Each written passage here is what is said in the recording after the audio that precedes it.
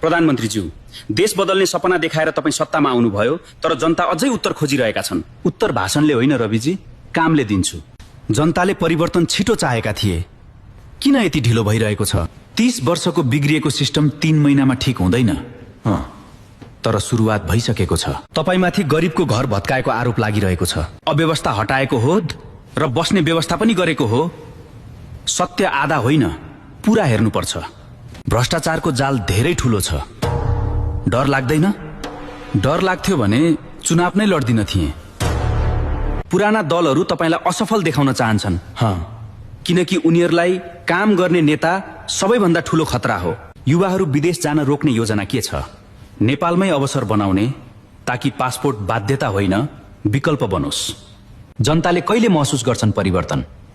जब अस्पतालमा पैसा बिना उपचार हुन्छ अनि सरकारी कार्यालयमा घुस बिना काम हुन्छ। यदि तपाईँ असफल हुनुभयो भने? म असफल भए पनि एउटा कुरा जित्छु। अब जनताले चुप बस्ने छैनन्।